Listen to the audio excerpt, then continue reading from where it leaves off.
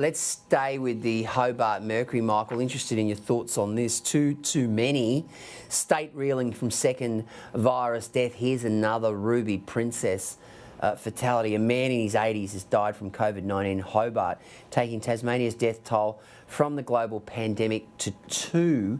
The man from the south died in the Royal Hobart Hospital on Monday night. He had been a passenger on the Ruby Princess cruise ship. This Ruby Princess cruise ship, Michael, will go down in history when the post-mortems are done as being, a real trigger for many community-related transmissions. And, of course, that's the area that the government health officials are really trying to crack down on right now.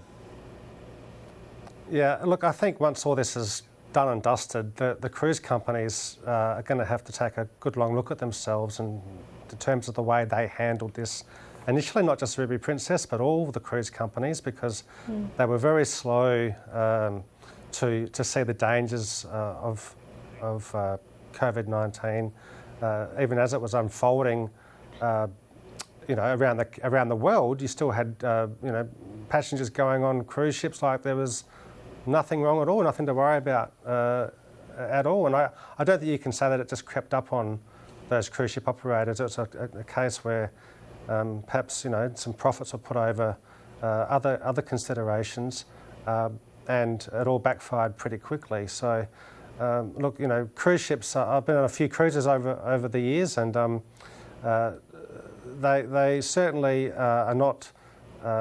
They practice a lot of hygiene, because if you've got a gastro outbreak, it can send people to their rooms and disrupt the whole cruise. This is obviously extremely worse than some kind of gastro outbreak. So look, we're gonna see the ramifications of this Ruby Princess fiasco continue on for a while yet, I think. Yeah. And the issue of cruise ship passengers potentially infecting members of the Australian community was highlighted by this disastrous Ruby Princess incident. And the New South Wales Police Commissioner Mick Fuller had this to say about it.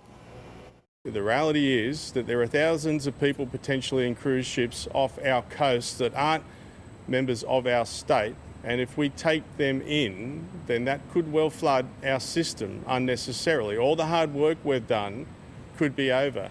These cruise ships have ports that aren't in Australia, they aren't in New South Wales. Federal government has issued warning notices to return to their port of origin, and I think they should listen to those warnings. Now, of course, we will continue to show humanitarian care to those individuals who need it.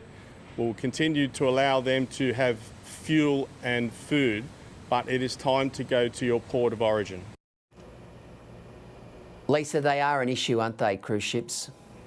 Yeah, Michael was spot on. This has just been an absolute fiasco, and all we've seen is a blame game between the New South Wales State Government and the Australian Border Force. The Ruby Princess now accounts for 10% of the cases here in Australia, so they've gone far and wide right across this country. And as we said, we're just discussing another death now now linked back to that very ship.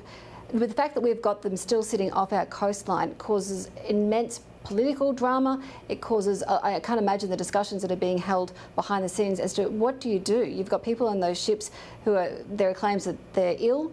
On a humanitarian basis, do we need to bring them in here? But you can't possibly have the ship and every passenger on board come in and dock, because we've seen what's happened when we've allowed that before. And of course, now we've got a lot of these passengers, in isolation, in quarantine, in hotels, and we're getting an awful lot of complaining by these people about the conditions that they're in these 5-star hotels, or that the food's too heavily carb loaded, or I'm not seeing sunlight, or I'm not getting the air I need. I'm sorry, we've seen what's happened with these cruise ships before. We need to contain this, because we didn't do the right thing the first time round.